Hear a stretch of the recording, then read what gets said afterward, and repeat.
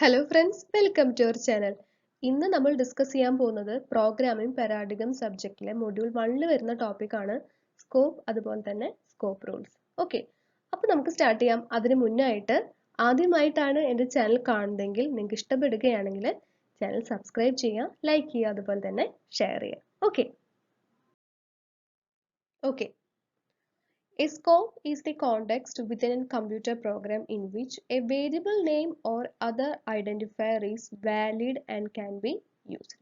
ഒരു computer program എന്ന് പറയുമ്പോൾ അതിൽ എന്തുണ്ടായിരിക്കും, അതായത് വേരിയബിൾസ് ഉണ്ടായിരിക്കും അല്ലേ, വേരിയബിൾസ് ഉണ്ടായിരിക്കും. എക്സാമ്പിൾ പറയുകയാണെങ്കിൽ ഇൻറ്റ് എക്സ് ഒരു വേരിയബിൾ ഡിക്ലെയർ ചെയ്തു.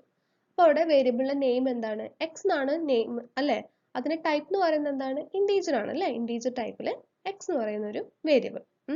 അപ്പോൾ അവിടെ വേരിയബിൾ നെയിം ഉണ്ടായിരിക്കും. അതുപോലെ തന്നെ അത് ഐഡന്റിഫൈസ് എന്ന് പറയുന്നത് എന്തായിരിക്കണം, വാലിഡ് ആയിരിക്കണം. അതുപോലെ തന്നെ ക്യാൻ ബി യൂസ്ഡ്, അതായത് ഒരു പ്രോഗ്രാം എടുക്കുകയാണെങ്കിൽ പ്രോഗ്രാമിൽ ഫങ്ഷൻസ് ഉണ്ട്. അപ്പോൾ ഫസ്റ്റ് വേരിയബിൾ ഡിക്ലെയർ ചെയ്തു, ആ വേരിയബിളിനെ ഈ ഫങ്ഷൻ എന്ത് ചെയ്തു, യൂസ് ചെയ്തു. ഓക്കെ, അപ്പം അതാണ് അവിടെ പറയുന്നത്. അപ്പോൾ അങ്ങനെയുള്ള പ്രോഗ്രാം സെഗ്മെന്റുകൾ ഉണ്ടല്ലോ, അതായത് അവിടുത്തെ വേരിയബിൾ നെയിം അതുപോലെ തന്നെ അതർ ഐഡന്റിഫയേഴ്സ് എന്ന് പറയുന്നത് എപ്പോഴും എന്തായിരിക്കും, ആക്റ്റീവ് ആയിരിക്കും. അതായത് അതിനെ യൂസ് ചെയ്യാൻ പറ്റും. അതിനെയാണ് സ്കോപ്പ് എന്ന് പറയുന്നത്. Okay, so region of program over which a declaration is in effect, that is bindings are maintained. Binding എന്ന് പറഞ്ഞാൽ അറിയാലോ, അതായത് association between entity and attributes. അപ്പോൾ ഒരു എക്സാമ്പിൾ നേരത്തെ പറഞ്ഞ തന്നെയാണ്, അതായത് the scope of a variable X is the region of the program in which use of X refers to its declaration. ഒരു വേരിയബിൾ എക്സിന്റെ സ്കോപ്പ് എന്ന് പറഞ്ഞാൽ എന്താ, അതായത് ഒരു പ്രോഗ്രാമിലെ ഒരു റീജിയൻ അവിടെ എന്ന് പറയുന്നത് എന്ത് ചെയ്യും, അതായത് എക്സ് എന്ന് പറയുന്ന വേരിയബിളിനെ ഡിക്ലെയർ ചെയ്തിട്ടുണ്ട്, അതിനെ ആ ഡിക്ലെയർ ചെയ്ത വേരിയബിൾ എക്സിനെ എന്ത് ചെയ്യുന്നു, യൂസ് ചെയ്യുന്നു. അപ്പൊ അതാണ് ആ വേരിയബിൾ എക്സിന്റെ സ്കോപ്പ് എന്ന് പറയുന്നത്. Okay, then one of the basic reason of scoping is to keep variables in different parts of program distinct from one another. അതായത് സെയിം വേരിയബിൾ തന്നെ കുറെ പ്രാവശ്യം യൂസ് ചെയ്യാലോ അല്ലെ. ഫങ്ഷൻസ് ആവുമ്പോൾ എന്ത് ചെയ്യാൻ പറ്റും, അതായത് രണ്ട് ഫങ്ഷൻ ഉണ്ട്, സെയിം വേരിയബിൾ തന്നെ എന്ത് ചെയ്യാൻ പറ്റും, യൂസ് ചെയ്യാൻ പറ്റും. അപ്പൊ അതാണ് പറയുന്നത്. The scope of a binding is the texture region of a program in which a name to object binding is active. Then, the scope of a variable is the range of statements in which the variable is visible. അതായത് visible എന്ന് പറഞ്ഞ കാരണം എന്താ, അതായത് ഒരു വേരിയബിളിനെ use ചെയ്തു അല്ലെ, ഫംഗ്ഷനിലേക്ക് യൂസ് ചെയ്തു. അപ്പോൾ ആ ഫംഗ്ഷനിൽ ഉണ്ടാവുന്ന സ്റ്റേറ്റ്മെന്റിലേക്ക് എന്ത് ചെയ്തു, അതിനെ യൂസ് ചെയ്തു. അപ്പൊ അങ്ങനെ വരുമ്പോ എന്തായി, ആ വേരിയബിൾ എന്ന് പറയുന്നത് വിസിബിൾ ആയി അല്ലെ. അതാണ് സ്കോപ്പ് ഓഫ് വേരിയബിൾ എന്ന് പറയുന്നത്. Okay, A variable is visible in an statement if it can be referenced in that statement. നമ്മൾ നേരത്തെ പറഞ്ഞ പോലെ തന്നെ. അപ്പോൾ 2 types ഓഫ് വേരിയബിൾസ് ഉണ്ട്, അതായത് ലോക്കൽ വേരിയബിൾസ് ഉണ്ടായിരിക്കും, അതുപോലെ തന്നെ നോൺ ലോക്കൽ വേരിയബിൾസ് ഉണ്ടായിരിക്കും. ഓക്കെ ഓക്കെ ഇനി നമുക്ക് നോക്കേണ്ടത് blocks and scope. Usually, a name refers to an entity within a given context. അപ്പോൾ നമ്മളൊരു എക്സാമ്പിൾ നോക്കുകയാണ്, അതായത് ക്ലാസ് എ. അപ്പോൾ ക്ലാസ് എയിൽ ഫസ്റ്റ് തന്നെ വേരിയബിൾ ഡിക്ലെയർ ചെയ്ത് വെച്ചു, അതായത് ഇൻറ്റ് എക്സ് അതുപോലെ ഡബിൾ വൈ. ദെൻ അതിൽ ഫങ്ഷൻ വരുന്നുണ്ട് ഇൻറ്റ് എഫ് എന്ന് പറഞ്ഞിട്ട്. ദെൻ അതിൽ വീണ്ടും എന്താ, എക്സ് ഉള്ള വേരിയബിൾ വീണ്ടും യൂസ് ചെയ്തിട്ടുണ്ട്, ഇൻറ്റ് എക്സ് എന്ന് പറഞ്ഞിട്ട് അല്ലേ. അപ്പോൾ അതെന്ന് പറയുന്നത് പാരാമീറ്റർ എക്സ് ആണ്. ഓക്കെ, അപ്പോൾ ഈ പാരാമീറ്റർ എക്സ് എന്ന് പറയുന്നത് different from field X.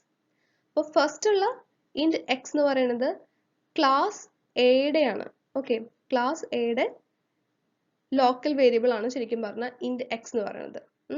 Then ഇവിടെ വീണ്ടും ഇൻറ്റ് എക്സ് എന്ന് പറയുന്നത് എന്തിൻ്റെയാണ്, അതായത് ഈ ഒരു എക്സ് എന്ന് പറയുന്നത് സെയിം നെയിം ആണ്. അതാണ് പറയുന്നത് a name refers to an entity within a given context. അതായത് ഈ നെയിം റെഫർ ചെയ്യുന്ന എൻറ്റിറ്റി എന്ന് പറയുന്നത് എന്താണ്, അതായത് ഈ ഫംഗ്ഷൻ ആണ് അല്ലേ. അതായത് ഇവിടെ വരുന്നത് പാരാമീറ്റർ എക്സ് ആണ്. ഈ പാരാമീറ്റർ എക്സ് എന്ന് പറയുന്നത് different from field X. Okay, അപ്പൊ ഈ ഫംഗ്ഷനിൽ എന്ത് ചെയ്യാണ്, അതായത് ബി എന്ന് പറയുന്ന ഒരു ഒബ്ജക്റ്റ് ക്രിയേറ്റ് ചെയ്തു. Then method F of object B. അപ്പോൾ ഈ കോണ്ടെക്സ്റ്റ്, അപ്പൊ ഇതെന്ന് പറയുന്നത് എന്താണ്? ഈ ഒരു ഫംഗ്ഷൻ, ഈ ഒരു സെഗ്മെന്റ് എന്ന് പറയുന്ന ഒരു കോണ്ടെക്സ്റ്റ് ആണ് അല്ലെ? അപ്പൊ ഈ കോണ്ടെക്സ്റ്റ് എന്ന് പറയുന്നത് സ്പെസിഫൈഡ് ബൈ ബ്ലോക്സ്, വേറെ ഒന്നുമല്ല, ഇവിടെ എന്താ, ബ്രേസസ് ആണ് അല്ലെ?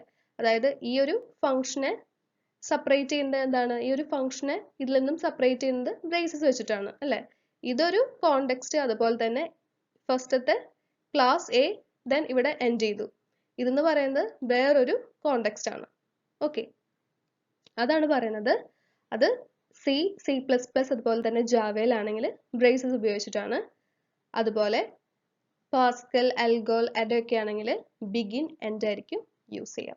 അതായത് സ്കോപ്പ് ജനറേറ്റ് ചെയ്യണത്, സ്കോപ്പ് ക്രിയേറ്റ് ചെയ്യണത് ബ്ലോക്സ് ഉപയോഗിച്ചിട്ടാണ്. ഓക്കെ, അപ്പോൾ ഇവിടെ എന്താ, അതായത് എക്സ് എന്ന് പറയുന്ന സെയിം നെയിം ഉള്ള വേരിയബിൾ തന്നെയാണ്, പക്ഷെ അതിനെ വീണ്ടും എന്ത് ചെയ്തിട്ടുണ്ട്, യൂസ് ചെയ്തിട്ടുണ്ട് അല്ലേ? അപ്പോൾ ഇവിടെ എന്ന് പറയുന്നത് സ്കോപ്പ് ജനറേറ്റ് ചെയ്തു യൂസിങ് ബ്ലോക്സ്. അതാണ് പറയുന്നത് a name refers to an entity within a given context. Okay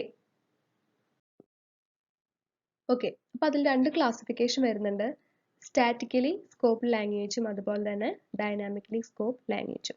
അപ്പോൾ സ്റ്റാറ്റിക്കലി സ്കോപ്പ് ലാംഗ്വേജ് എന്ന് പറയുമ്പോൾ the scope of binding is determined at compile time, then used by almost all but a few programming languages. ഇനി dynamically scope language എന്ന് പറയുമ്പോൾ scope of binding determine ചെയ്യുന്നത് run ടൈമിലാണ്. Used in Lisp, APL, Snobol and Perl. Okay, ഇനി നമുക്ക് നോക്കേണ്ടത് effect of static scoping. അപ്പൊ അതിനൊരു പ്രോഗ്രാം വെച്ചിട്ടുണ്ട്, നമുക്ക് നോക്കാം. ഓക്കെ, ഇനി നമുക്ക് നോക്കേണ്ടത് എക്സാമ്പിൾസ് ആണ്. അതായത് നേരത്തെ രണ്ട് ക്ലാസിഫിക്കേഷൻ എന്ന് പറഞ്ഞല്ലോ, അതായത് സ്റ്റാറ്റിക് ഉണ്ട് അതുപോലെ തന്നെ ഡൈനാമിക് ഉണ്ട്. അതിൽ ഫസ്റ്റ് നമ്മൾ നോക്കാൻ പോകുന്നത് സ്റ്റാറ്റിക് സ്കോപ്പിംഗ് ആണ്. ഓക്കെ, അപ്പോൾ അതിൽ നമ്മൾ ഈ പ്രോഗ്രാം നോക്കുക. പ്രോഗ്രാമിൽ ഫസ്റ്റ് സ്റ്റെപ്പിൽ എന്താണ്, അതായത് ഇൻറ്റ് എക്സ് അല്ലെ വേരിയബിൾ ഡിക്ലെയർ ചെയ്തിട്ടുണ്ട്, int X equal to 10. Then called by G, അതായത് ജി എന്ന് പറയുന്ന ഫംഗ്ഷൻ ഉണ്ട്, അത് കോൾ ചെയ്യുന്നുണ്ട്. ദെൻ ഇവിടെ എന്താ, ഇൻറ്റ് എഫ്. ഓക്കെ, എഫ് എന്നുള്ളൊരു ഫംഗ്ഷനിൽ റിട്ടേൺ എക്സ്, അതായത് ഇവിടെ എന്ന് പറയുന്നത് എഫ് എന്ന് പറയുന്ന ഫംഗ്ഷൻ റിട്ടേൺ ചെയ്യുന്ന വാല്യൂ എന്ന് പറയുന്നത് ഈ എക്സിന്റെ വാല്യൂ ആയിരിക്കും റിട്ടേൺ ചെയ്യുക. ഇവിടെ ഈ വേരിയബിൾ ഡിക്ലറേഷൻ എന്ന് പറയുന്നത് ഗ്ലോബലി ആണ് ഡിക്ലെയർ ചെയ്തിട്ടുള്ളത്. ഓക്കെ, ഇനി നമുക്ക് ഫംഗ്ഷൻ ജിയുടെ കേസിലേക്ക് നമ്മൾ പോകുമ്പോൾ ജിയിൽ ഇതുപോലെ ഇൻറ്റ് എക്സ് ഈക്വൽ ടു 20 എന്ന് പറഞ്ഞിട്ട് ഡിക്ലെയർ ചെയ്തിട്ടുണ്ട്. അപ്പോൾ ഇവിടുത്തെ എക്സ് എന്ന് പറയുന്നത് എന്താ, ഇറ്റ്സ് ഓൺ വേരിയബിൾ ആണ് എക്സ് എന്ന് പറയുന്നത്, ഗ്ലോബലി അല്ല.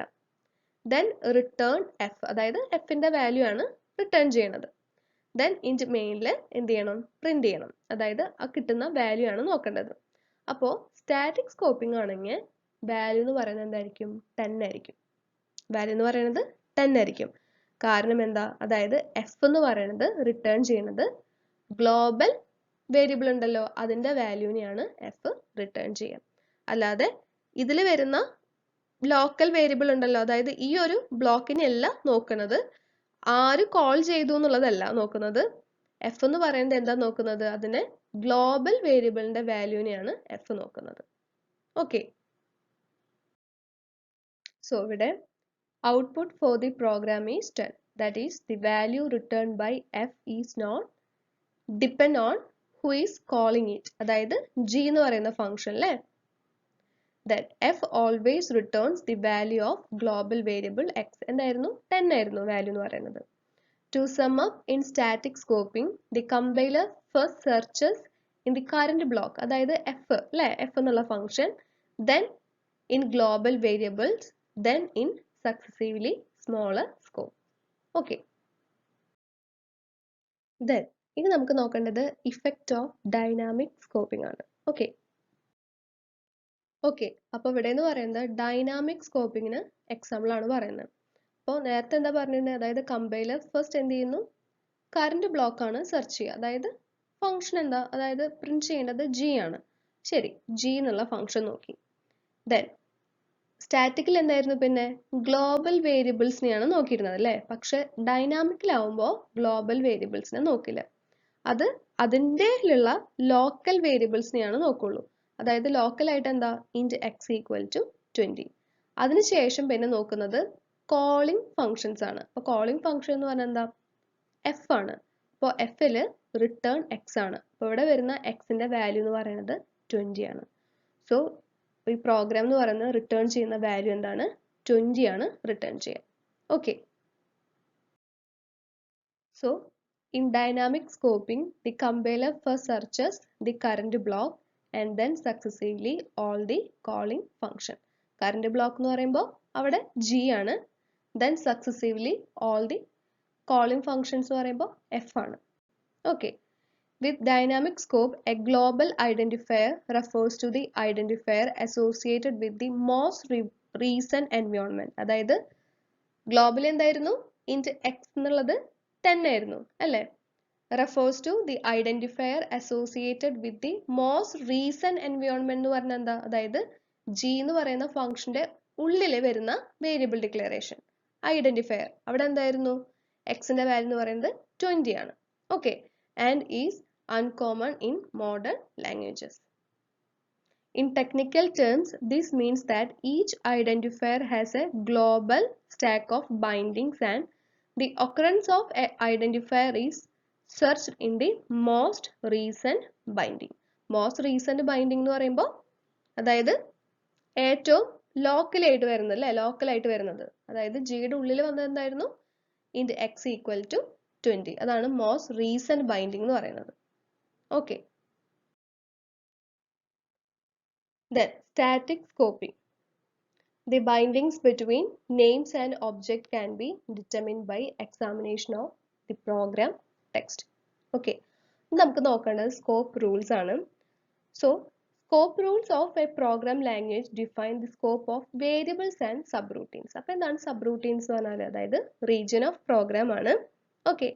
In which a name to object binding is usable. Okay. ഒരു early basic ആണെങ്കിൽ all variables are global and visible everywhere. Then Fortran 77 ആണെങ്കിൽ അവിടെ the scope of a local variables is limited to subroutine. അതുപോലെ the scope of global variable എന്ന് പറയുന്നത് is the all program text unless it is hidden by a local variable declaration with the same variable name. വേറെ ഒന്നുമില്ല, അതായത് ഒരു variable globally declare ചെയ്തു. ഒരു programme എന്ന് പറയുമ്പോൾ എന്താ, അതായത് ഒന്നിലധികം ഫങ്ഷൻസ് വരും. അപ്പോൾ ഫങ്ഷൻസിൽ സെയിം നെയിം ഉപയോഗിച്ചുകൊണ്ട് തന്നെ വീണ്ടും വീണ്ടും ഡിക്ലെയർ ചെയ്യാം. ഓക്കെ, അതാണ് അവിടെ പറയുന്നത്. Okay. Then Algol 16, Pascal and Ada. These languages allow nested subroutines definitions and adopt the closest nested scope rules with slight variations in implementation. ഇനി നമുക്ക് നോക്കേണ്ടത് അതാണ്, അതായത് closest nested scope rule. Okay. ഇനി നമുക്ക് നോക്കേണ്ടത് closest nested scope rule. അപ്പോൾ അതിൽ in most languages any constant type variables അതുപോലെ തന്നെ subroutines declared within a subroutine എന്ന് പറയുന്നത് not visible outside the subroutine. Okay. In the closest nested scope rule, a name is not, നേരത്തെ പറഞ്ഞല്ലോ, in the scope in which it is declared unless it is hidden by another declaration of the same name. അതായത് name same ആയിരിക്കും, പക്ഷെ ഓരോന്നിലും എന്ത് ചെയ്യുക, അതായത് ഓരോ സബ് റൂട്ടിൽ എന്ന് പറയുന്നത് ഡിക്ലറേഷൻ സംഭവിച്ചുകൊണ്ടിരിക്കുകയാണ് സെയിം നെയിം ഉപയോഗിച്ചിട്ട് അല്ലേ. അപ്പൊ അതാണ് ഇവിടെ പറയുന്നത്. Then to find the object referenced by a given name, first നോക്കേണ്ടത് look for a declaration in the current innermost scope. First തന്നെ എന്ത് നോക്കുക, അതായത് innermost scope നോക്കുക. Then അവിടെ ഇല്ലെങ്കിൽ എന്ത് ചെയ്യണം, look for a declaration in the immediately surrounding scope, etc. Okay. അപ്പോൾ അതിനൊരു എക്സാമ്പിൾ ഉണ്ട്, അപ്പോൾ അത് നോക്കുമ്പോൾ കുറച്ചുകൂടെ മനസ്സിലാവും. ഓക്കെ. ഓക്കെ. പിന്നെ നമുക്ക് നോക്കേണ്ടത് ഒരു എക്സാമ്പിൾ ആണ്, അതായത് നെസ്റ്റഡ് സ്കോപ്പ്. നമുക്ക് ഒരു എക്സാമ്പിൾ നോക്കണം. അപ്പോൾ അതിൽ നെക്സ്റ്റ് സ്ലൈഡിൽ കുറച്ചുകൂടെ ഡീറ്റെയിൽ ആയിട്ട് നമ്മൾ പറയുന്നുണ്ട്, പക്ഷെ ജസ്റ്റ് ഒരു ബ്രീഫായിട്ട് നമുക്ക് നോക്കിപ്പോവാം. ഒരു പ്രൊസീജിയർ P1 ആണ്. പ്രൊസീജിയർ P1ൻ്റെ ഉള്ളിൽ വരുന്ന നെസ്റ്റഡ് സബ് റൂട്ടീൻസ് ആണ് പ്രൊസീജിയർ P2, അതുപോലെ തന്നെ പ്രൊസീജിയർ P4. പ്രൊസീജിയർ P2ൻ്റെ ഉള്ളിലായിട്ട് എന്ത് വരുന്നുണ്ട്, പ്രൊസീജിയർ P3 വരുന്നുണ്ട്. ദെൻ പ്രൊസീജിയർ P4ൻ്റെ ഉള്ളിലായിട്ട് ഫംഗ്ഷൻ F1 എന്ന് പറയുന്നത് വരുന്നുണ്ട്. അപ്പോൾ നമ്മൾ നേരത്തെ ബ്ലോക്സ് ആൻഡ് സ്കോപ്പ് നോക്കിയപ്പോൾ പറഞ്ഞു എന്താണ് സ്കോപ്പ് ക്രിയേറ്റ് ചെയ്യുന്നത് ബ്ലോക്സ് യൂസ് ചെയ്തിട്ടാണ്. അപ്പോൾ പ്രൊസീജിയർ P1ന്റെ കേസിലാണെങ്കിൽ എന്താ ബിഗിൻ എൻഡ് എന്ന് പറഞ്ഞിട്ടാണ് റെപ്രസെന്റ് ചെയ്യുന്നത്. അപ്പോൾ ഇവിടെ body of P1 X of P1 അതായത് പ്രൊസീജിയർ P1ന്റെ ലോക്കലായിട്ട് വേരിയബിൾ ഡിക്ലെയർ ചെയ്തിട്ടുണ്ട്, വേരിയബിൾ എക്സ് വിത്ത് റിയൽ ടൈം. അപ്പോൾ അതാണ് പറയുന്നത് എക്സ് ഓഫ് P1, അതുപോലെ P1 A1 അതിൻ്റെ പാരാമീറ്റർ അല്ലേ, then P2 P4 R visible. അപ്പോൾ പ്രൊസീജിയർ P1 വെച്ച് നോക്കുമ്പോൾ പ്രൊസീജിയർ P1ന് പ്രൊസീജിയർ P2 അതുപോലെ തന്നെ പ്രൊസീജിയർ P4 എന്ന് പറയുന്നത് വിസിബിൾ ആണ്. അതായത് P2 P4 എന്ന് പറയുന്നത് P1 മാത്രമാണ് വിസിബിൾ ആവുള്ളൂ, പുറമേ ഉള്ള പ്രൊസീജിയേഴ്സിന് എന്ത് ചെയ്യില്ല, വിസിബിൾ ആവില്ല. അതുകൊണ്ടാണ് അതിൻ്റെ ഉള്ളിലായിട്ട് രണ്ട് പ്രൊസീജിയേഴ്സും ഡിക്ലെയർ ചെയ്ത് വെച്ചിട്ടുള്ളത്. ഓക്കെ, ദെൻ പ്രൊസീജിയർ P2 നോക്കുക. പ്രൊസീജിയർ P2 നോക്കുമ്പോൾ ഇവിടെ എന്താ പറയുന്നത്, ബിഗിൻ എൻഡിൽ body of P2 P3 P2 A2 X of P1 അതായത് എക്സ് ഓഫ് P1 അറിയാലോ, അതായത് P1ന്റെ ഉള്ളിൽ ലോക്കലായിട്ട് ഡിക്ലെയർ ചെയ്തിരിക്കുകയാണ്. പക്ഷേ പ്രൊസീജിയർ P2 അതുപോലെ പ്രൊസീജിയർ P4 എന്ന് പറയുന്നത് എന്താ, അതിനെ അസസ് ചെയ്യാൻ പറ്റും. Then P1 A1 are visible. Okay, അതായത് പ്രൊസീജിയർ P2 നോക്കുമ്പോൾ അതിന് A2 ഉണ്ട്, അതുപോലെ തന്നെ A1നും എന്ത് ചെയ്യാം, എസ് ചെയ്യാം. അതായത് സബ് റൂട്ടീൻസിന് പാരാമീറ്റേഴ്സ് അതുപോലെ തന്നെ വേരിയബിൾസിനൊക്കെ, അതായത് സറൗണ്ടിങ് സ്കോപ്പിനുള്ള പാരാമീറ്റേഴ്സിനെയും അതുപോലെ തന്നെ വേരിയബിൾസിനെയൊക്കെ എന്ത് ചെയ്യാൻ പറ്റും, അസസ് ചെയ്യാനായിട്ട് പറ്റും. ഓക്കെ, അപ്പോൾ P2നെ വെച്ച് നോക്കുമ്പോൾ അതിൻ്റെ സറൗണ്ടിങ് സ്കോപ്പ് എന്ന് പറയുന്നത് എന്താണ്, P1 ആണ് അല്ലേ. അപ്പോൾ P1ന് അസസ് ചെയ്യാൻ പറ്റും. ഓക്കെ, അതുപോലെ പ്രൊസീജിയർ P3 നോക്കാം. അപ്പോൾ പ്രൊസീജിയർ P3യുടെ കേസ് ആണെങ്കിലോ ബിഗിൻ എൻഡിൽ ബോഡി ഓഫ് P3യിൽ P3 A3 P2 A2 X of P1 P1 A1 are visible. അതായത് P3യിൽ എന്തൊക്കെയുണ്ട്, അതായത് അതിൻ്റെ തന്നെ എന്തുണ്ട്, A3 ഉണ്ട്, അതുപോലെ തന്നെ അതിൻ്റെ സറൗണ്ടിങ് സ്കോപ്പ് എന്ന് പറയുന്നത് എന്താ, P2 ആണ് അല്ലേ. അപ്പം അതിലെന്താ A2 ഉണ്ട്, A2 ഉണ്ട്, A1 ഉണ്ട്, പിന്നെന്താ വേരിയബിൾ എക്സ് എന്നുള്ളത്, അതായത് എക്സ് ഓഫ് P1 അതിനെയും എന്ത് ചെയ്യാൻ പറ്റും, അസസ് ചെയ്യാനായിട്ട് പറ്റും. അതുപോലെ തന്നെ പ്രൊസീജിയർ P4ൽ എന്തൊക്കെ പറ്റും, അതായത് ഫസ്റ്റ് എന്ന് പറഞ്ഞാൽ എക്സ് ഓഫ് P1 അല്ലേ, അതിൻ്റെ വേരിയബിൾ ചെയ്യാൻ പറ്റും. അതുപോലെ പ്രൊസീജിയർ P4ന് P2ന് ഓക്കെ, പ്രൊസീജിയർ P4ന് P2 എന്ന് പറയുന്നത് എന്താണ്, വിസിബിൾ ആണ്. പിന്നെ എന്തൊക്കെയാണ്, അതാണ് പറയുന്നത് F1 P4 A4 P2 X of P1 P1 A1 are visible. Then function F1ന്റെ കേസ് എടുക്കുമ്പോൾ അതിൻ്റെ ഉള്ളിൽ ലോക്കലായിട്ട് വേരിയബിൾ ഡിക്ലെയർ ചെയ്യുന്നുണ്ട്, variable X with integer type. Same name തന്നെയാണ്, പക്ഷെ എന്താ ടൈപ്പ് എന്ന് പറയുന്നത് ഡിഫറെൻ്റ് ആണ്. നമ്മൾ കുറച്ചുകൂടി ഡീറ്റെയിൽ ആയിട്ട് അടുത്ത സ്ലൈഡിൽ നമുക്ക് നോക്കാം. അപ്പം അതിൽ ഇതുപോലെ തന്നെ ബിഗിൻ എൻഡ് അതായത് സ്കോപ്പ് ജനറേറ്റ് ചെയ്യാണ്. ബോഡി ഓഫ് F1ൽ എക്സ് ഓഫ് F1 അതായത് ഇതിൻ്റെ F1 ആണ്. ഓക്കെ, അതായത് പ്രൊസീജിയർ P1ൽ എന്തായിരുന്നു, എക്സ് ഓഫ് P1 ആയിരുന്നു. പ്രൊസീജിയർ P4ൽ എക്സ് ഓഫ് P1 ആയിരുന്നു, ഇതിൻ്റെയാണ്. പക്ഷേ ഇവിടെ ഫംഗ്ഷൻ്റെ ഉള്ളിലായിട്ട് വീണ്ടും ഒരു ലോക്കലായിട്ട് വേരിയബിൾ ഡിക്ലെയർ ചെയ്യുന്നുണ്ട്. എക്സ് എന്നുള്ളത് നെയിം മാത്രമാണ്, ഡിഫറെൻറ്റ് ടൈപ്പാണ്.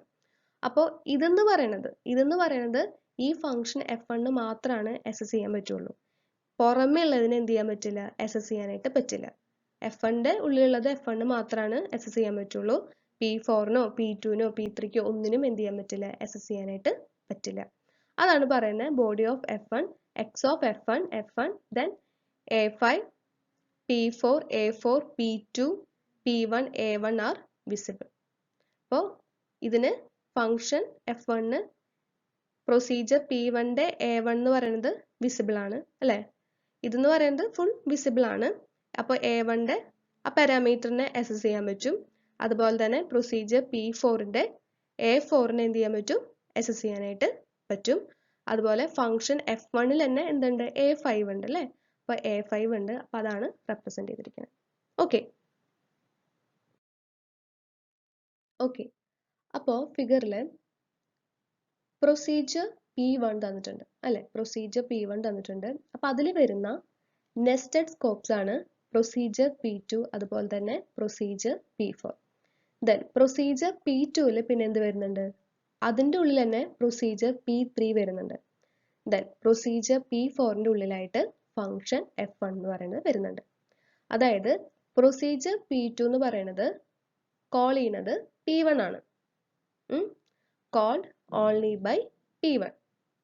അതുപോലെ തന്നെ ഇതെന്ന് പറയുന്നത് P1 മാത്രമാണ് വിസിബിൾ ആവുള്ളൂ. ഓക്കെ, പ്രൊസീജിയർ P1 മാത്രമാണ് P2 വിസിബിൾ ആവുള്ളൂ. ഔട്ട്സൈഡിന് എന്ത് ചെയ്യണ്ട, വിസിബിൾ ആവണ്ട. അതുകൊണ്ടാണ് P1ന്റെ ഉള്ളിലായിട്ട് എന്ത് ചെയ്തിട്ടുള്ളത്, P2 ഡിക്ലെയർ ചെയ്ത് വെച്ചിട്ടുള്ളത്. ഓക്കെ, അതായത് ഇവിടെ എന്തായി, അതായത് P2 എന്ന് പറയുന്ന പ്രൊസീജിയറിന് ലിമിറ്റ് ചെയ്തു അല്ലേ, ലിമിറ്റിംഗ് ഇറ്റ് സ്കോപ്പ് അല്ലേ. അതിന്റെ റീജിയൻ ഓഫ് വിസിബിലിറ്റി എന്ന് പറയുന്നത് എന്ത് ചെയ്തു, ലിമിറ്റ് ചെയ്തു. അതിന്റെ പ്രൊസീജിയർ P1ന്റെ ഉള്ളിലായിട്ട് ഡിക്ലെയർ ചെയ്തപ്പോൾ. ഓക്കെ, ഇനി നോക്കേണ്ടത്, അപ്പൊ പറഞ്ഞു പ്രൊസീജിയർ P2 എന്ന് പറയുന്നത് കോൾ ചെയ്യുന്നത് P1 ആണ്, P2 എന്ന് പറയുന്നത് P1 മാത്രമാണ് വിസിബിൾ ആവുള്ളൂ എന്ന് പറഞ്ഞു. അതുപോലെ തന്നെ പ്രൊസീജിയർ P4 ഉണ്ട്. Procedure P4 visible only within P1. Okay, അതുപോലെ എന്താ പ്രൊസീജിയർ P2ൽ എന്തുണ്ട്, P3 ഉണ്ട്. അപ്പോൾ P3 is visible only within P2. അതുപോലെ P4ല് പ്രൊസീജിയർ P4ല് ഉള്ളിലായിട്ട് എന്തുണ്ട്, ഫംഗ്ഷൻ F1 ഉണ്ട് അല്ലേ. F1 is visible only within P4. Okay, then under the standard rules for nested scope, F1 okay, F1 could call P2. F1ന് function എന്ത് ചെയ്യാം, P2ന് call ചെയ്യാം. അതുപോലെ procedure P4ന്റെ ഉള്ളിലല്ലേ function ഉള്ളത്, അതുപോലെ P4ന് എന്ത് ചെയ്യാൻ പറ്റും, P4 could call F1. പക്ഷേ P2ന് എന്ത് ചെയ്യാൻ പറ്റില്ല, F1നെ കോൾ ചെയ്യാനായിട്ട് പറ്റില്ല.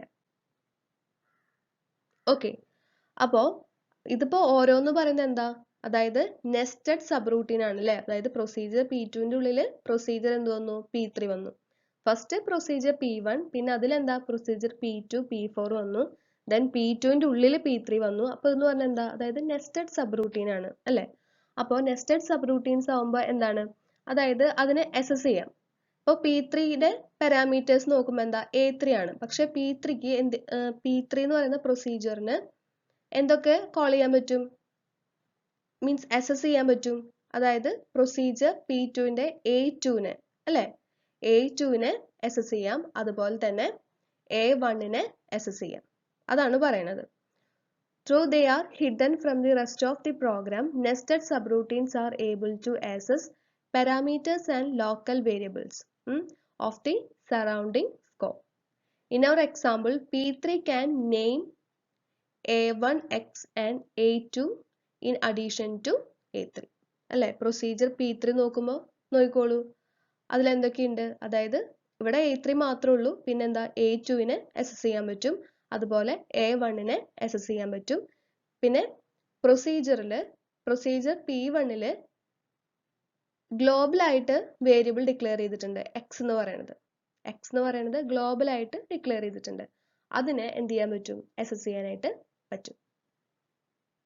Okay, then because P1 and F1 both declared local variables named X, the inner declaration hide the outer one with a portion of its scope. Use of X in F1 refers to inner X. അതായത് ഇപ്പോൾ procedure P1ന്റെ case എടുക്കുകയാണെങ്കിൽ procedure P1ലുള്ള അതിന്റെ local variable ആണ് ഇവിടെ X എന്ന് പറയുന്നത്. Okay, പക്ഷെ ഇതിനെ വെച്ച് നോക്കുമ്പോൾ, അതായത് പ്രൊസീജിയർ P2 അതുപോലെ പ്രൊസീജിയർ P4 വെച്ച് നോക്കുമ്പോൾ ഇതെന്ന് പറയുന്നത് എന്താ, ഇതിനെല്ലാം ഗ്ലോബൽ ആണ് അല്ലേ. പക്ഷേ ഫംഗ്ഷൻ F1 നോക്കാം, ഫംഗ്ഷൻ F1ന്റെ ഉള്ളിൽ ലോക്കലായിട്ട് വീണ്ടും വേരിയബിൾ X എന്ന് പറയുന്നത് എന്ത് ചെയ്തിട്ടുണ്ട്, ഡിക്ലെയർ ചെയ്തിട്ടുണ്ട്. ഇവിടെ റിയൽ ആയിരുന്നു, ഇവിടെ എന്താ ഇൻറ്റീജർ ആയിട്ട് എന്ത് ചെയ്തിട്ടുണ്ട്, ഡിക്ലെയർ ചെയ്ത് വെച്ചിട്ടുണ്ട്. അതാണ് പറയുന്നത്. Uses of X in F1 refers to the inner X. ഇത് ഇതിന്റെ മാത്രമാണ്. Uses of X in other regions of the code refers to the outer X. ഇവിടെ ഡിക്ലെയർ ചെയ്തിട്ടുള്ള വേരിയബിൾ എന്ന് പറയുന്നത് ഈ ഫംഗ്ഷൻ F1ന്റെ ലോക്കൽ ആണ്, പക്ഷെ നെയിം എന്താണ്, സെയിം തന്നെയാണ്. പക്ഷെ ബാക്കി എല്ലാ പ്രൊസീജിയേഴ്സിനും, അതായത് കോമൺ ആയിട്ടുള്ള പ്രൊസീജിയർ P2 അതുപോലെ പ്രൊസീജിയർ P4ന് എന്ത് ചെയ്യാം, ഈ Xനെയാണ് അസസ് ചെയ്യാൻ പറ്റുള്ളൂ. ഈ വേരിയബിളിനെ ഇവിടെ ഡിക്ലെയർ ചെയ്തുള്ള Xനെ എന്ത് ചെയ്യാൻ പറ്റില്ല, അസസ് ചെയ്യാനായിട്ട് പറ്റില്ല. അപ്പൊ അതാണ് നമ്മൾ മുന്നേ നേരത്തെ പറഞ്ഞത്, അതായത് ഓരോ സബ് റൂട്ടീൻസ് എന്ന് പറയുന്നത് അതിന്റെ ലോക്കൽ ആയിട്ട് എന്തുണ്ടായിരിക്കും, അതായത് വേരിയബിൾസ് പാരാമീറ്റേഴ്സ് ഒക്കെ ഉണ്ടാവും. അതെന്ന് പറയുന്നത് ഓരോ സബ് റൂട്ടീൻസിനും ലോക്കൽ ആയുള്ളതാണ്, മറ്റുള്ളവർക്ക് എന്ത് ചെയ്യാൻ പറ്റില്ല, അക്സസ് ചെയ്യാൻ പറ്റില്ല എന്ന് പറഞ്ഞു. പക്ഷെ നെയിം എന്ന് പറഞ്ഞാൽ എന്തായിരിക്കും, നെയിം സെയിം നെയിം തന്നെയായിരിക്കും. പക്ഷെ എന്താ, അതായത് ഓരോ നെസ്റ്റഡ് സബ് റൂട്ടീൻസിൽ വീണ്ടും വീണ്ടും സെയിം നെയിം തന്നെ ഡിക്ലെയർ ചെയ്ത് പോകുമ്പോൾ ഫസ്റ്റത്തേനെ ഹിഡൻ ചെയ്ത് പോകുന്നു പറഞ്ഞു അല്ലേ. അത് തന്നെയാണ് ഇവിടെ സംഭവിച്ചത്. അപ്പോൾ EX എന്ന് പറയുന്നത് പ്രൊസീജിയർ P1ന്റെ ലോക്കലാണ്. പക്ഷെ പ്രൊസീജിയർ P2നും പ്രൊസീജിയർ P4നും എന്ത് ചെയ്യാൻ പറ്റും, അക്സസ് ചെയ്യാൻ പറ്റും. ഇതിനെ സംബന്ധിച്ചിടത്തോളം അതെന്താ, ഗ്ലോബൽ ആണ് അല്ലേ. പക്ഷെ ഇവിടത്തെ വേരിയബിൾ എക്സ് എന്ന് പറയുന്നത് ഡിക്ലെയർ ചെയ്തിരിക്കുന്നത് ഫംഗ്ഷൻ F1 മാത്രമുള്ളതാണ്. അതിനെ വേറെ ആർക്കും എന്ത് ചെയ്യാൻ പറ്റില്ല, അക്സസ് ചെയ്യാൻ പറ്റില്ല. നെയിം മാത്രമേ ഉള്ളൂ, പക്ഷെ രണ്ടും എന്താണ്, ഡിഫറെന്റ് ആണ്. ഓക്കെ ഓക്കെ ഇനി നമുക്ക് നോക്കേണ്ടത് സ്റ്റാറ്റിക് സ്കോപ്പ് ഇംപ്ലിമെന്റേഷൻ വിത്ത് സ്റ്റാറ്റിക് ലിങ്ക്സ്. ഓക്കെ അപ്പോൾ scope rules are designed so that we can only refer to the variable that are alive. The variable must have been stored in the activation record of a subroutine. അപ്പോൾ നേരത്തെ example എന്താ, അതായത് procedure P1 ഉള്ളായിട്ട് എന്താ local variable declare ചെയ്തിട്ടുണ്ടായിരുന്നു അല്ലേ, variable declare ചെയ്തിട്ടുണ്ടായിരുന്നു. അപ്പോൾ അങ്ങനെ ഡിക്ലെയർ ചെയ്തിട്ടുള്ളത് കൊണ്ടാണ് പ്രൊസീജിയർ P2നും P4നും പിന്നെ അതിൻ്റെ ഉള്ളിലുള്ള വരുന്ന നെസ്റ്റഡ് സബ് റൂട്ടീൻസിനും ഒക്കെ എന്ത് ചെയ്യാൻ പറ്റിയത്, അതിനെ അക്സസ് ചെയ്യാൻ പറ്റിയത് അല്ലേ. ഫംഗ്ഷൻ F1 മാത്രമാണ് അക്സസ് ചെയ്യാൻ പറ്റാതിരുന്നത്. കാരണം അവിടെ എന്ന് പറഞ്ഞാൽ എന്താ, സെയിം നെയിമിൽ തന്നെ അതിൻ്റെ ഉള്ളിൽ തന്നെ വേറെ ലോക്കൽ വേരിയബിൾ വീണ്ടും ഡിക്ലെയർ ചെയ്തിട്ടുണ്ട്. അപ്പോൾ മുന്നത്തെ എന്ന് പറയുന്നത് എന്ത് ചെയ്തു, ഹൈഡ് ചെയ്ത് പോയി അല്ലേ, ഹിഡൻ ചെയ്ത് പോയി അല്ലേ. അപ്പൊ അതാണ് പറയുന്നത്. Okay if a variable is not in the local scope, we are sure there is an activation record for the surrounding scope somewhere below on the stack. Okay. The current subroutines can only be called when it was visible. അല്ലേ, visible ആണെങ്കിൽ മാത്രമാണ് എന്ത് ചെയ്യാൻ പറ്റുള്ളൂ, അതിനെ call ചെയ്യാൻ പറ്റുള്ളൂ. The current subroutine is visible only when the surrounding scope is active. അല്ലേ, അതായത് P2 എന്ന് പറയുന്ന പ്രൊസീജിയർ അതെന്ന് പറഞ്ഞാൽ ആ സ്കോപ്പ് P2 എന്ന് പറയുന്ന സ്കോപ്പിനെ P1 എന്ത് ചെയ്യാൻ പറ്റുന്നത്, കോൾ ചെയ്തിട്ടുണ്ട് അല്ലേ. P1 കോൾ ചെയ്തത് എന്തുകൊണ്ടാണ്, അതായത് P1 എന്ന് പറയുന്ന സ്കോപ്പ് എന്തായതുകൊണ്ടാണ്, ആക്റ്റീവ് ആയതുകൊണ്ടാണ് അല്ലേ. അല്ലെങ്കിൽ എന്ത് ചെയ്യാൻ പറ്റുമോ, കോൾ ചെയ്യാൻ പറ്റുമോ, ഇല്ല. അപ്പൊ അതാണ് പറയുന്നത്. അപ്പോൾ കറന്റ് സബ് റൂട്ടീൻ എന്ന് പറയുന്ന നേരത്തെ എക്സാമ്പിൾ മനസ്സിൽ വിചാരിക്കുക. കറന്റ് സബ് റൂട്ടീൻ എന്ന് പറഞ്ഞാൽ എന്താണ്, എക്സാമ്പിൾ P2 വിചാരിക്കുക. അപ്പോൾ the current sub routine is visible only when the surrounding scope is active. ഇപ്പൊ സറൗണ്ടിങ് സ്കോപ്പ് എന്ന് പറയുന്നത് എന്തൊക്കെയാണ്, P1 ആണ്. P2നെ വെച്ച് നോക്കുമ്പോൾ P1 ആണ്. ഇനിയിപ്പോ P3 ആണ് കറന്റ് സബ് റൂട്ടീൻ എന്ന് പറഞ്ഞാലോ എന്തൊക്കെയുണ്ട്, അതായത് P2 ഉണ്ട്, അതുപോലെ തന്നെ എന്തുണ്ട്, P1 ഉണ്ട് അല്ലേ. Okay each frame on the stack contain a static link pointing to the frame of the static parent. നമുക്ക് ഡീറ്റെയിൽഡ് നോക്കാം. അപ്പോൾ നമുക്കൊരു എക്സാമ്പിൾ ആണ് നോക്കേണ്ടത്. അപ്പോൾ ഫിഗറിൽ നോക്കുമ്പോൾ നെസ്റ്റഡ് സബ് റൂട്ടീൻസ് ആണ് ഫസ്റ്റ് പറയുന്നത്. ഫസ്റ്റ് എന്താ, എ. അതായത് നേരത്തെ എക്സാമ്പിൾ വെച്ച് നോക്കുകയാണെങ്കിൽ പ്രൊസീജിയർ അല്ലേ, P1 അല്ലായിരുന്നു, യെസ്. അപ്പോൾ P1 ആയിരുന്നു. അതിന് പകരം പറയുകയാണെങ്കിൽ എ. അപ്പോൾ എയുടെ ഉള്ളിലായിട്ട് വരുന്നതാണ് ബിയും അതുപോലെ തന്നെ ഇയും. ദെൻ ബിന്റെ ഉള്ളിലായിട്ട് വരുന്നതാണ് സിയും അതുപോലെ തന്നെ ഡിയും. അപ്പോൾ അത് ഒരു സ്റ്റാക്ക് ഫ്രെയിംസ് ആണ്. അപ്പോൾ സ്റ്റാക്ക് ഫ്രെയിംസ് എന്ന് പറയുമ്പോൾ എന്തൊക്കെയുണ്ട്, ഫസ്റ്റ് തന്നെ സി ഉണ്ട്, ദെൻ ഡി ഉണ്ട്, ബി ഉണ്ട്, ഇ ഉണ്ട്, പിന്നെ എ ഉണ്ട്. അതായത് ഫസ്റ്റ് എന്താണ് വെച്ചിരിക്കുന്നത്, അതായത് ഏറ്റവും ഇന്നർ മോസ്റ്റ് സബ് റൂട്ടീൻ ആണ് വെച്ചിട്ടുള്ളത്. അങ്ങനെ പോയിരിക്കുകയാണ്. ദെൻ FP എന്ന് പറയുന്ന സ്റ്റാക്ക് പോയിന്റർ ആണ്. അതെന്ന് പറയുന്നത് ടോപ്പ് ഓഫ് ദി സ്റ്റാക്കിലേക്കാണ് പോയിന്റ് ചെയ്തിരിക്കുന്നത്. അതായത് ഏറ്റവും ഇന്നർ മോസ്റ്റ് സബ് റൂട്ടീനിലേക്കാണ് പോയിന്റ് ചെയ്തിരിക്കുന്നത്. ഓക്കെ അപ്പൊ നോക്കുമ്പോൾ എ എന്ന് പറയുന്നത് A calls E, then E calls B, then B calls D and D calls C. അതനുസരിച്ചിട്ടാണ് സ്റ്റാക്കിൽ വെച്ചിട്ടുള്ളത്. എ എന്ന് പറയുന്നത് ഇനെ കോൾ ചെയ്തു, ഇ എന്ന് പറയുന്നത് എഫിനെ കോൾ ചെയ്തു, എ എന്ന് പറയുന്നത് ഇനെ കോൾ ചെയ്തു, ഇ എന്ന് പറയുന്നത് ബിനെ കോൾ ചെയ്തു, ബി എന്ന് പറയുന്നത് ഡിനെ കോൾ ചെയ്തു, ഡി എന്ന് പറയുന്നത് ദെൻ സിനെ കോൾ ചെയ്തു. ഓക്കെ, അപ്പൊ അതനുസരിച്ചിട്ടാണ് ഇവിടെ ക്രിയേറ്റ് ചെയ്ത് വെച്ചിരിക്കുന്നത്. ഓക്കെ, അപ്പോ subroutine C and D are declared nested in B അല്ലേ? അപ്പോൾ ബി എന്ന് പറയുന്നത് B static parent of C and D. അപ്പോൾ സ്റ്റാറ്റിക് പാരന്റിലേക്കാണ് സ്റ്റാറ്റിക് ലിങ്ക് എന്ന് പറയുന്നത് പോയിന്റ് ചെയ്യുക. അപ്പോൾ സിന്റെയും ഡിന്റെയും സ്റ്റാറ്റിക് പാരന്റ് എന്ന് പറയുന്നത് ആരാണ്? ബി ആണ്. അപ്പോൾ ഓരോന്നിലും എന്തുണ്ട്? സ്റ്റാറ്റിക് ലിങ്ക് ഉണ്ട്. അപ്പോൾ സിന്റെയും ഡിന്റെയും സ്റ്റാറ്റിക് ലിങ്ക് എന്ന് പറയുന്നത് എങ്ങോട്ട് പോയിന്റ് ചെയ്തു? ബിയിലേക്ക് പോയിന്റ് ചെയ്തു. Then B and E are nested in A അല്ലെ?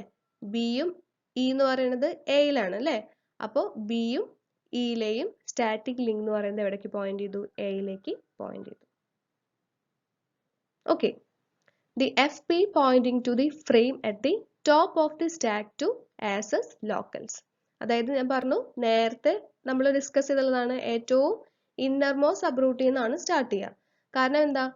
അതായത് ഒരു ഫസ്റ്റ് തന്നെ ഗ്ലോബൽ ആയിട്ട് ഇപ്പോൾ എ എന്ന് പറയുന്നതിൽ ഒരു വേരിയബിൾ ഡിക്ലെയർ ചെയ്തു, എക്സ് എന്ന് പറയുന്ന വേരിയബിൾ ഡിക്ലെയർ ചെയ്തു. അപ്പോൾ ബിയിലും ഇയിലും വീണ്ടും എക്സ് ലോക്കലായിട്ട് ഡിക്ലെയർ ചെയ്തിട്ടുണ്ടെന്ന് വിചാരിക്കുക വേറെ ടൈപ്പിൽ. അതുപോലെ സിയിലും ഡിയിലും വീണ്ടും എക്സ് ഡിക്ലെയർ ചെയ്ത് വെക്കുക. അപ്പോൾ ഒരു സെയിം വേരിയബിൾ നെയിം തന്നെ വീണ്ടും വീണ്ടും വീണ്ടും വീണ്ടും ഡിക്ലെയർ ചെയ്ത് ഇങ്ങനെ പോയിക്കൊണ്ടിരിക്കുകയാണ്. അപ്പോൾ ഏറ്റവും സ്റ്റാർട്ട് ചെയ്യുമ്പോൾ അപ്പോൾ എവിടെ നിന്ന് നോക്കേണ്ടത്? അതായത് ഏറ്റവും ഇന്നർമോസ്റ്റ് എന്നാണ് എന്ത് ചെയ്യേണ്ടത്? നോക്കേണ്ടത്. അത് നമ്മൾ നേരത്തെ പറഞ്ഞതാണ്. അതായത് നെയിം എന്ന് പറയുന്നത് എന്ത് ചെയ്ത് പോവും? ഹൈഡ് ചെയ്ത് പോവും അല്ലേ? അതായത് ഉള്ളിലേക്ക് വരും തോറും ഹൈഡ് ചെയ്ത് ഹിഡൻ ചെയ്ത് പോവും. ഓക്കെ, അപ്പൊ അതാണ് പറയുന്നത്. Then the static links in the frame pointing to the frame of the static parent. അതിന്റെ പാരന്റിലേക്ക് പോയിന്റ് ചെയ്തു. ഓക്കെ ഓക്കെ, ഇനി നമുക്ക് നോക്കേണ്ടത് സ്റ്റാറ്റിക് ചെയിൻസ് ആണ്. അപ്പോൾ നേരത്തെ നമ്മൾ എന്താ പറഞ്ഞിരുന്നത്? അതായത് ലോക്കൽ ഒബ്ജക്ട്സിനെ അസസ് ചെയ്യണതാണ് നോക്കിയിട്ടുണ്ടായിരുന്നത് അല്ലെ? അതായത് ഏറ്റവും ഇന്നർമോസ്റ്റ് സബ് റൂട്ടീൻ എന്തായിരുന്നു?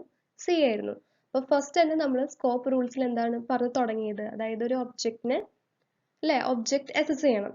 അപ്പോൾ ഒരു ഒബ്ജക്റ്റിനെ നെയിം ഉപയോഗിച്ചിട്ട് റെഫർ ചെയ്യുമ്പോൾ ഫസ്റ്റ് തന്നെ അതിന്റെ ഏറ്റവും ഇന്നർമോസ്റ്റ് സ്കോപ്പ് നോക്കും, അതിനുശേഷം പിന്നെ അതിന്റെ ഔട്ടർ മോസ്റ്റ് നോക്കും. അങ്ങനെയാണ് നോക്കിയിട്ടുണ്ടായിരുന്നത്, അങ്ങനെയാണ് നമ്മൾ സ്റ്റാർട്ട് ചെയ്തിട്ടുണ്ടായിരുന്നത്. അപ്പൊ നേരത്തെ നമ്മൾ ലോക്കൽ കേസ് പറഞ്ഞു.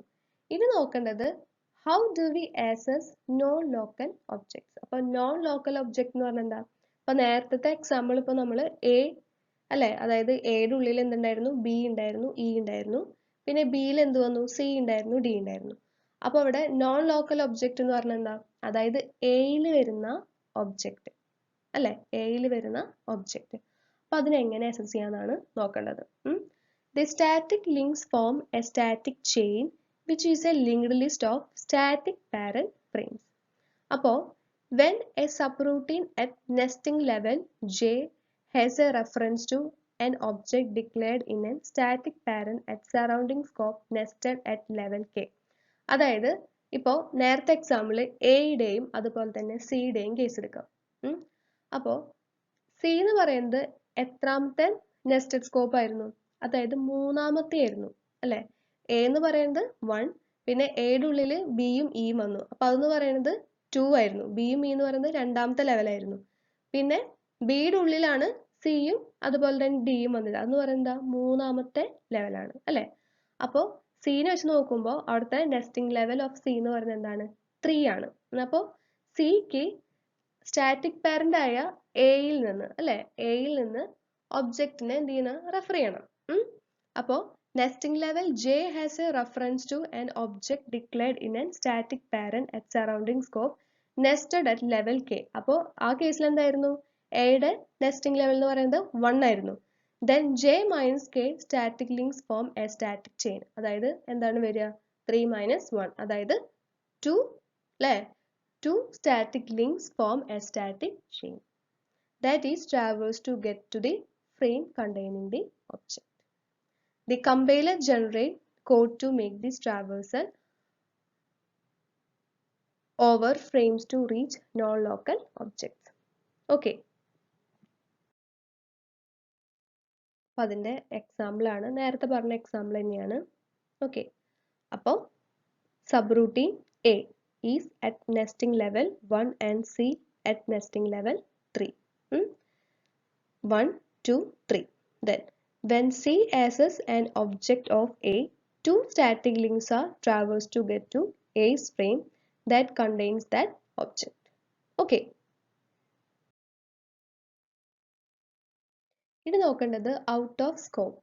അപ്പോൾ non-local objects can be hidden by local name to object bindings, and the scope is said to have a hole in which the non-local binding is temporarily inactive but not destroyed. അതായത് നേരത്തെ പറഞ്ഞ case തന്നെയാണ്.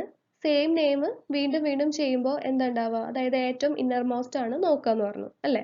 അപ്പോൾ out of scope എന്ന് പറഞ്ഞു കഴിഞ്ഞിട്ടുണ്ടെങ്കിൽ അതായത് ഏറ്റവും local name to object bindings ഉണ്ടല്ലോ, അതെന്ന് പറയണത് മുമ്പുണ്ടായിരുന്ന നോൺ ലോക്കൽ ബൈൻഡിങ് ഉണ്ടല്ലോ അതിനെ ടെമ്പററിലി ഇനാക്റ്റീവ് ചെയ്യാം. Okay. Some languages like Ada, C++, and Java use qualifier or scope resolution operators to access non-local objects that are hidden. Okay. അപ്പോൾ അത് നമുക്കൊരു എക്സാമ്പിൾ നോക്കാം. അപ്പോൾ പ്രൊസീജിയർ P2. പ്രൊസീജിയർ P2ൽ അതിൻ്റെ local variable ആണ് എക്സ് വിത്ത് real time. Then അതിൻ്റെ ഉള്ളിൽ വരുന്നതാണ് പ്രൊസീജിയർ P2. അപ്പോൾ അവിടെ എന്താ സെയിം നെയിം ആണ് വേരിയബിൾ എക്സ് അല്ലേ, സെയിം നെയിം ആണ്, ഡിഫറെൻറ്റ് ടൈപ്പ് ആണ്. ദെൻ ഇവിടെ ഒരു സ്കോപ്പ് എന്ത് ചെയ്തു, ജനറേറ്റ് ചെയ്തു.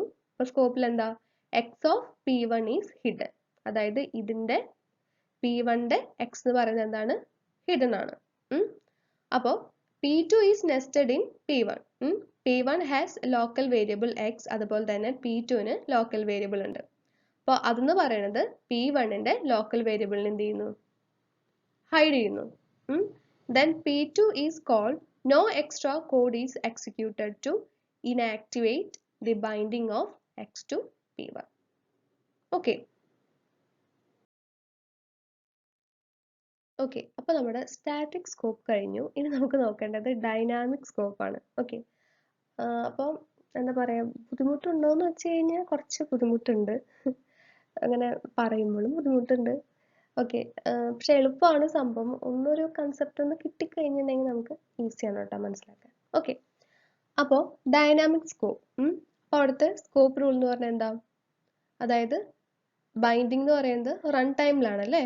The current binding of a given name is the one encountered most recently during execution.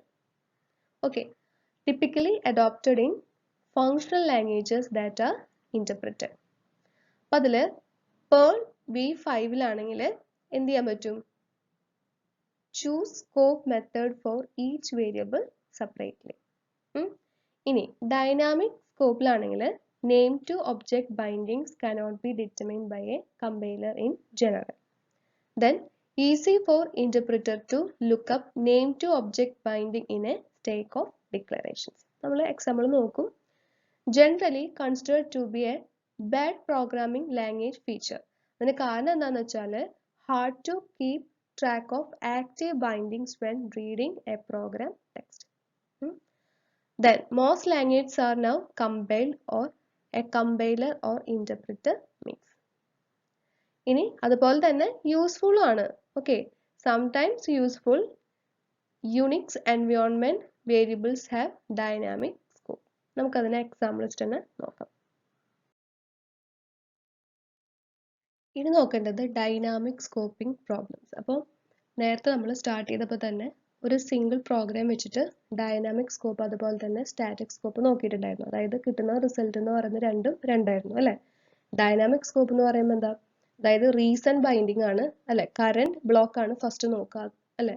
പക്ഷേ സ്റ്റാറ്റിക് സ്കോപ്പ് ആണെങ്കിലോ, അതായത് ഗ്ലോബലി വേരിയബിൾസ് ഡിക്ലെയർ ചെയ്തിട്ടുണ്ടെങ്കിൽ ഗ്ലോബലുള്ള വേരിയബിൾ വാല്യൂ ആണ് നോക്കുക. ഡൈനാമിക് ആണെങ്കിൽ ലോക്കലായുള്ള വേരിയബിൾ വാല്യൂ ആണ് നോക്കുക.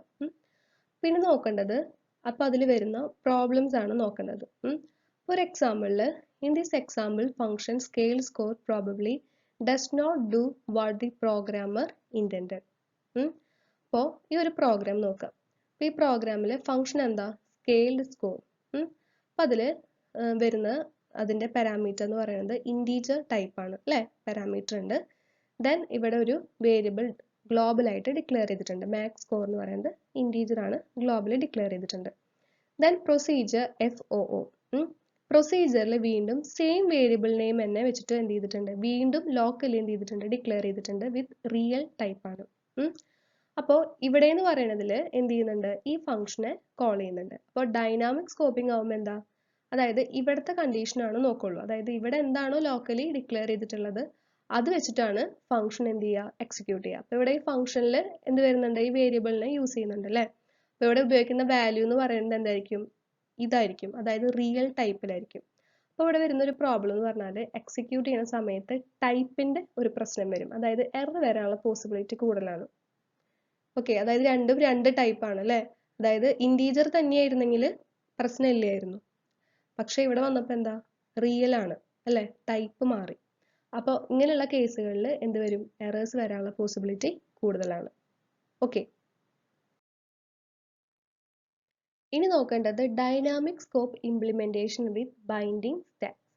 അപ്പോൾ ഡൈനാമിക് സ്കോപ്പിൽ അതായത് റീസെന്റ് ബൈൻഡിങ്സ് ആണ് നോക്കുക. അതായത് ലോക്കൽ വേരിയബിൾസിലാണ് അല്ലേ ഫസ്റ്റ് നോക്കുന്നത്. അപ്പോൾ each time a subroutine is called its local variables are pushed on a stack with their name to object binding. അപ്പോൾ ഒരു വേരിയബിൾസിലേക്ക് ഒരു റെഫറൻസ് വന്നു കഴിഞ്ഞാൽ എന്ത് ചെയ്യും, അതായത് സ്റ്റാക്കിൽ സെർച്ച് ചെയ്യും, അതായത് ടോപ്പ് ടു ഡൗൺ അതിന് സെർച്ച് ചെയ്യും for the variables name to object binding. Then after the subroutines return the binding of local variables എന്ന് പറയുന്നത് എന്ത് ചെയ്യും, പോപ്പ് ചെയ്യും. Different implementation of a binding stack are used in programming languages with dynamic scope, each with advantages and disadvantages. Okay. ഇനി നമുക്ക് നോക്കേണ്ടത് problems follow directly from dynamic scoping. No way to protect local variables from this accessibility. Then, inability to type check references to non-locals directly make programs much more difficult to read. അല്ലേ, അതായത് static സ്കോപ്പിന്റെ case എടുത്ത് കഴിഞ്ഞിട്ടുണ്ടെങ്കിൽ programme എന്ന് പറയുന്നത് starting തൊട്ട് നമുക്ക് read ചെയ്യാം, കുഴപ്പമില്ല. കാരണം എന്താ, ഫസ്റ്റ് തന്നെ ഗ്ലോബൽ ആയിട്ട് വേരിയബിൾ ഡിക്ലെയർ ചെയ്തിട്ടുണ്ട്, അങ്ങനെ നോക്കാം. പക്ഷെ ഇവിടെ എന്ന് പറഞ്ഞാൽ എന്താ, ഏറ്റവും റീസെന്റ് ബൈൻഡിങ് ആണ് നോക്കേണ്ടത് അല്ലേ. അതായത് ഓരോ ഫംഗ്ഷൻസിന്റെ ഉള്ളിൽ വീണ്ടും വേരിയബിൾസ് ഡിക്ലെയർ ചെയ്തിട്ടുണ്ടോ എന്നുള്ളത് നോക്കേണ്ടി വരും. അപ്പോൾ പ്രോഗ്രാം റീഡ് ചെയ്യാന്ന് പറയുമ്പോൾ കുറച്ചുകൂടെ എന്താ, ഡിഫിക്കൽട്ടി ആണ് അല്ലേ.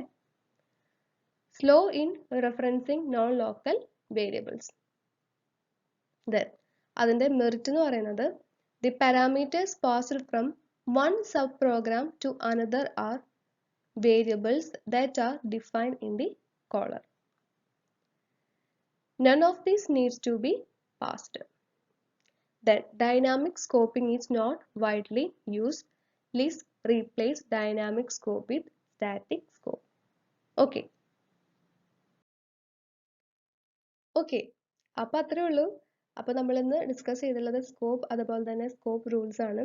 കുറച്ച് ഡീറ്റെയിൽ ആയിട്ട് തന്നെ നമ്മൾ നോക്കിയിട്ടുണ്ട്. കുറച്ച് ബുദ്ധിമുട്ടാണ്, പക്ഷെ കുഴപ്പമില്ല, നമുക്ക് ഈസി ആയിട്ട് പഠിച്ചെടുക്കാൻ പറ്റും. ഓക്കെ, അപ്പോൾ ഇനി വരുന്ന ക്ലാസ് എന്ന് പറഞ്ഞു കഴിഞ്ഞാൽ ഇതിൻ്റെ തന്നെ കണ്ടിന്യൂവേഷൻ ആയിരിക്കും വരിക. അപ്പം നമുക്കിനി അടുത്ത ക്ലാസ്സിൽ കാണാം. അപ്പോൾ നിങ്ങൾക്ക് എൻ്റെ ക്ലാസ് മനസ്സിലായിട്ടുണ്ടെങ്കിൽ ചാനൽ സബ്സ്ക്രൈബ് ചെയ്തിട്ടില്ലെങ്കിൽ ചാനൽ സബ്സ്ക്രൈബ് ചെയ്യുക, ലൈക്ക് ചെയ്യുക, അതുപോലെ തന്നെ ഷെയർ ചെയ്യുക. എന്തെങ്കിലും മാറ്റം വരുത്താനുണ്ടെങ്കിൽ താഴെ കമൻറ്റ് ബോക്സിൽ പറയാം. ഓക്കെ, അപ്പോൾ നമുക്കിനി അടുത്ത ക്ലാസ്സിൽ കാണാം. അതുവരെ എല്ലാവരും take care and bye bye.